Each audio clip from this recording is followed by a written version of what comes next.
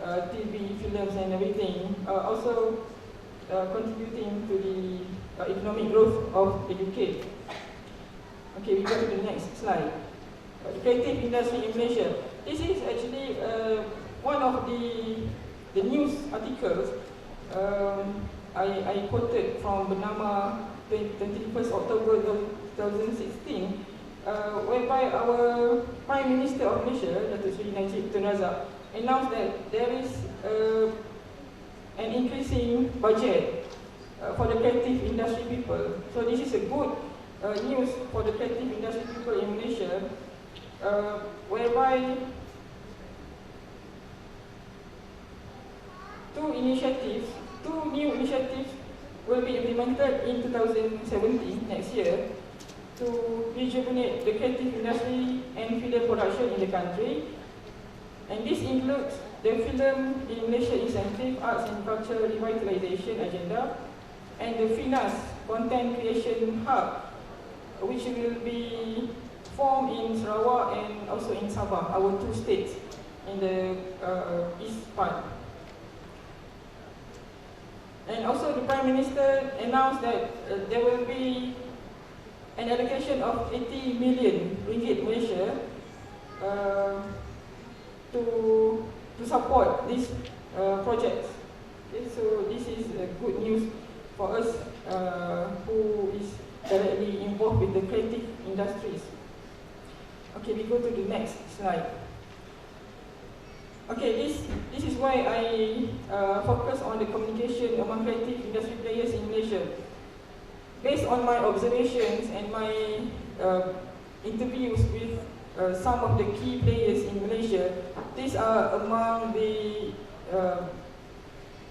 channels that they use to communicate with their audience and also with their counterparts. Okay? And the trend among industry players and audience, they rely, they are actually like us. Okay? They rely on social media and online portal. Many of them start their career through YouTube. Many of our singers, Malaysian singers, start their career through YouTube.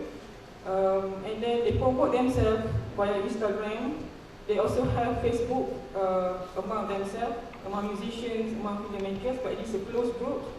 And they also utilize Facebook Live to get closer to their fans, Twitter, and nowadays we also have social entertainment site, like in Malaysia we have Obulan and Roti Kaya. These are the among the top sites, and it also links to our Facebook, so that's the interesting part. They also utilize WhatsApp, Telegram and emails, and they use also tonton.com. This is a TV channel, online TV channel. And the other thing is the new trend currently is on the online shopping, of how you market your creative products via online shopping like iCuka. Okay, so this is among the trend among key players and audiences. Okay, next slide. I also highlight on the new normals. I'm sure all of us are currently affected by this kind of new normal, whereby something abnormal before currently become normal to us. Like we depend more on the ways. Do you use ways to find some places? Yeah, and then maybe many of you use Airbnb to find hotels, and we also use Uber to replace the taxi. Yeah, so that kind of new normals are being affected to us, and also to the creative industry players, and also to the audiences. The apps, portal media are on demand, and music streaming applications are getting famous, like Spotify, Apple Music, Joox, Yonder, and Milk. But these are all based on certain Android system, and also depends on some network providers. And the top Malaysian-based music streaming application currently in Malaysia is Raku. Okay, it is actually a combination of two words in Malaysia and in Bahasa, which comes from Radio Aku. Okay, Raku is a combination of Radio Aku, my radio. Provided by Astro, our among the biggest media company in Malaysia, and currently Raku has been subscribed by more than 100,000. It's almost reached 500,000 subscribers. And musicians are actually depending on Raku to promote their songs, whereby the listeners can download. If you would like to have more services or more functions, then you can subscribe to the premier facilities, the premier package. Okay, the next slide. Okay, so this is the recent success stories. I'm sure you know Upin dan Ipin. It has been translated to more than 15 languages, including bahasa Indonesia. Indonesia is the first country whereby Upin dan Ipin being exported, and they also export to Philippines and other countries. The bottom is about the Bobo Boy. Bobo Boy merchandise items. Do you know Bobo Boy? Okay, good. This is also our local produce item from Animonstar Studios. And the one that I would like to highlight is the new one, Didi and Friends, the green one. Okay, Didi and Friends is actually getting much attention from Malaysian kids, Malaysian children, because their target audience is children below 6 years old, children at the kindergarten. Okay, and Didi and Friends are actually our alumni. He studied multimedia at our university, and after graduating, he started a company called Digital Durian. Okay, and now he is a famous one. And they started selling or marketing Didi and Friends through YouTube. And once Astro saw the potential of Didi and Friends, then they accept Didi and Friends to be aired on the Astro channel. Okay, so that's the success stories. I just focus on the animations because we have so many films and musics produced by Malaysian artists, so it is not possible for me to highlight all. But the 3D animations are currently getting much attention among Malaysians and also international markets. These are among UUM major initiatives to support creative industries. This is only for 2016, and I highlighted among the major ones. We conducted many workshops, concerts, festivals, but among the top one or the highest number of participants are ASEAN Youth Indie Film Festival, when we organized in October, and also the Creative Industry Talent Empowerment Zone. This one we receive a fund from Ministry of Communication and Multimedia Malaysia. And the other major initiative are the next slide, please. Okay, a concert. This concert, Ramli Sarip and M. Nasir, where we conduct in May 2016. If you know these two legends, Ramli Sarip and M. Nasir, they are seniors in Malaysian music industry, and we managed to bring them to our campus to entertain the local people, and by conducting this kind of concert, we also generate income. So that's why entrepreneurial skills has been inculcated among our students and staff. The next is about the current project, which we are hiring now, is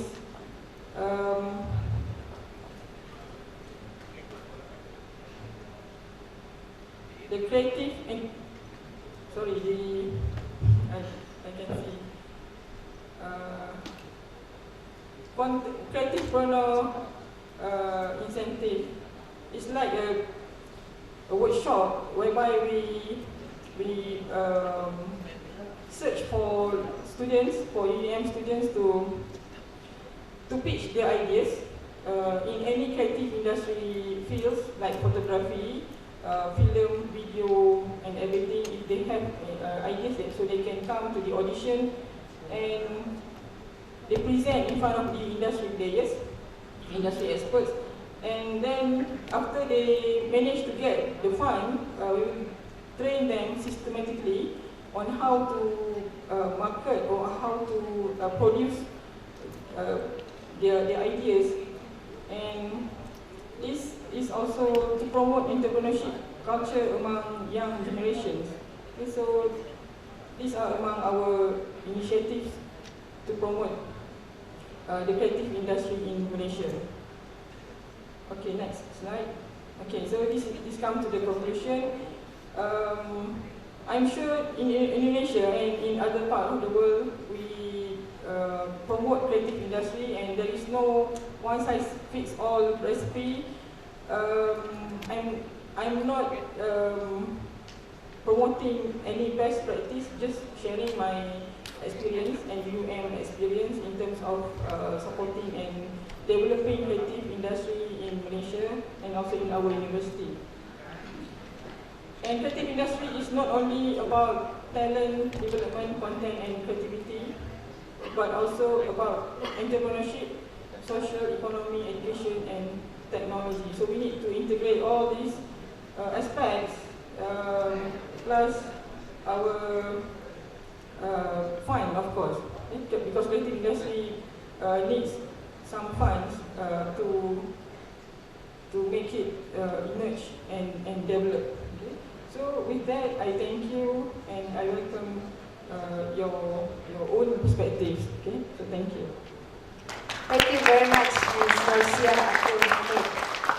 So it seems that creative industries are also merging with each other. I play phone games. I think you know Tahu Bulat, right? It's a game now, a phone game, and inside Tahu Bulat there is Tokopedia. So there's a merging creative industries already. Okay, we have limited time for question and answer. So now I would like to open the floor for question and answer session. Okay, if I can have a show of hands. Is there any questions? Yes, perfect number. Just like the committee asked, 2 questions. One from the back there and one from the second row. Can I have one more? One? Okay, from you, sir. So let's make it short, really short, so we have the chance to get the answer. Is there any microphone that? Oh, they have to come here. Can you come to the middle part to deliver your question? Oh, there's another one there. I cannot. Okay, can you say your name and where you're from? Thank you very much for the opportunity. My name is Lucy Pudesari and I come from Communication Department of University. I'm going to make it short, sir, and I have write it down so it can be concluded by me. I found that there was huge changes in political campaign of gaining voices from the constituent to elected candidates in general election nowadays. Social media whereby displaying the art of lie to fell down the river, like the case of Ahok in Jakarta region general election, as you know about it.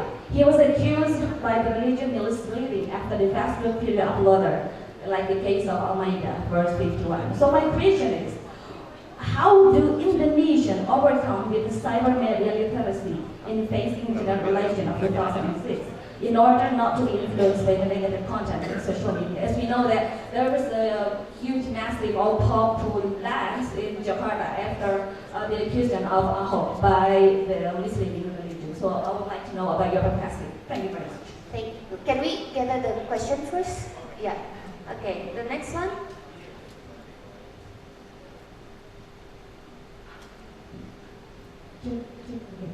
Thank you for the opportunity. My name is Monica. I'm from Universitas 11 Maret in Surakarta. I will be brief. My question is for Professor Terry. What do you think about the sharing knowledge, the sharing culture, in social media?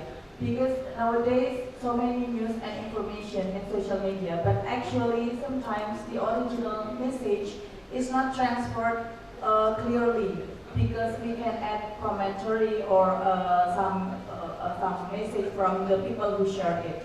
And the second question is for Madam Norcia. I would like to ask about the community. How about the community that is formed not because of the common interest? For example, the community of housewives in a residence. Maybe they have to join it because they have to, not because they share the common interest. Can this kind of community become creative industry or think about something that can economically increasing the family in Indonesia? Thank you. Thank you very much. And the last question, sir.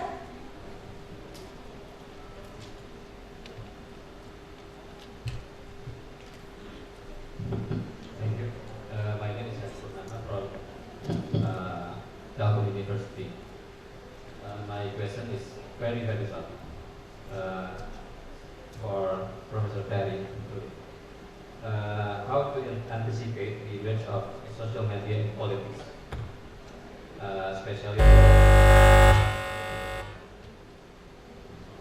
especially from ethical perspective, because the impact of social media on society.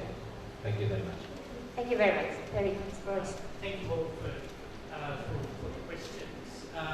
Firstly, on the AHOC incident, the AHOC incident, which when I presented at Universitas Indonesia on Monday, there was some discussion of. I would note that people manipulating angry mobs using the media is not necessarily something that started with social media. I believe if you went back to Adolf Hitler, he used radio to mobilise the German people against perceived enemies. I think with social media there are two challenges. One is the challenge of how to get a more managed social media environment without the hand of government becoming too heavy to undermine the participatory potential. And I think that is a difficult balance, and I think it will be owned by user communities themselves to some extent. Which relates to the second question, maybe people will migrate from Facebook in the near future.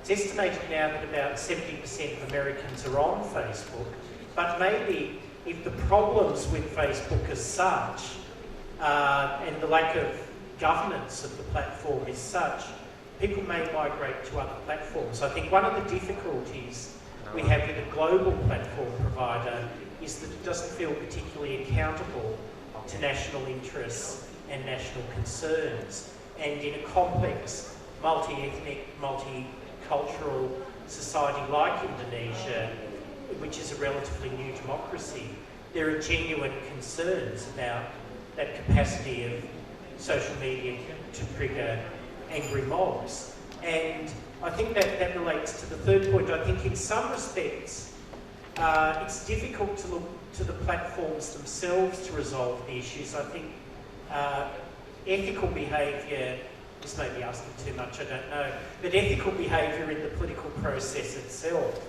is important, and that connected to that is an ethics in the use of social media. Okay, thank you, Madam, for the question. pertaining to the community from the non-shared interests. Okay, actually they can utilize social media, they can utilize other media for many purposes. Okay, for income generation, to gain knowledge on many other things like what you mentioned, the housewife. They can join some groups, maybe to fulfill some of their interests or to add on other additional knowledge. And we call this group a marginalized group. Okay, marginalized groups can be divided maybe into housewife and disabled people, the senior citizens, and the poor or people who live in the rural areas. So these kind of groups are actually the one that we can targeted to utilize this kind of social media and other media that we have, the new media that we have now, for them to improve themselves and also to improve their family as a whole. Because when a woman like a housewife increase her knowledge, he actually indirectly can help increasing her family's knowledge and also her family's income. So this relates to what Professor Director mentioned about the quadruple helix, whereby we can involve many parties, the academics, the community, government, and also the industry players. Okay, I hope I answer your question. Okay, Professor Setiawan Sabana, would you? Okay.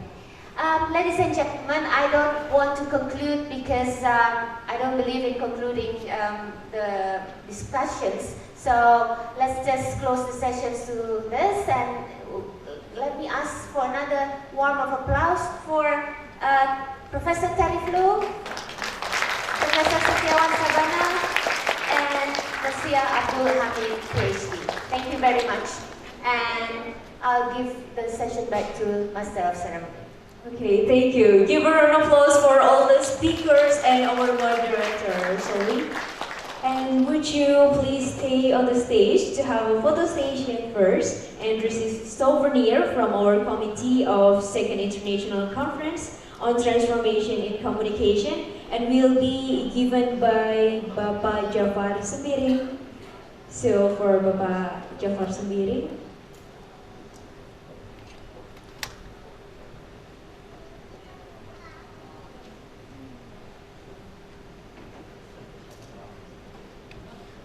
For the first, for Mr. Terry Blue. Mr. Terry Blue.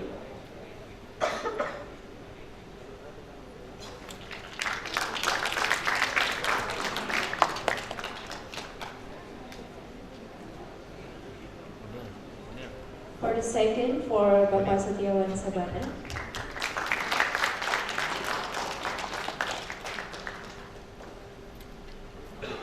And the third, for Mrs. Norsia Abdul Hamid.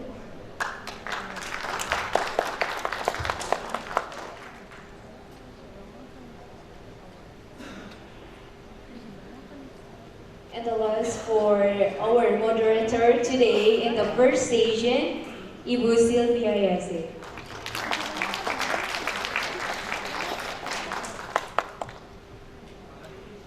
Photo station together first.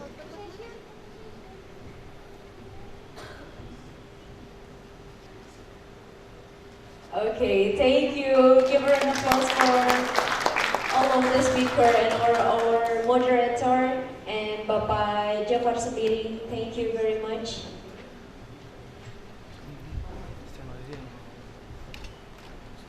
Yeah, ladies and gentlemen, our next agenda will be a break for a while for having lunch and praying.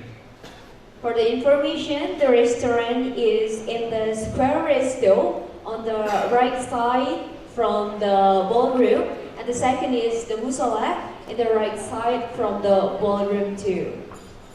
And also, we are inviting you to have a dinner at Gedung Sate, and we provide shuttle bus from Novotel Hotel that will depart at 5:30. So, See you at 2 p.m. to continue our next agenda to have sharing session part 2. Thank you very much and have a nice lunch.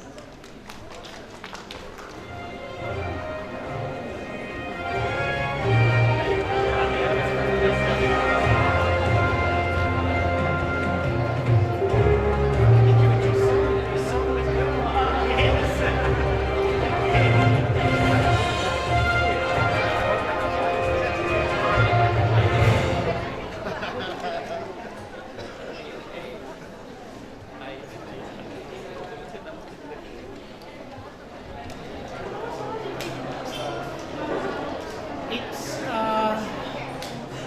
well, in Australia we have codral. They're called codral.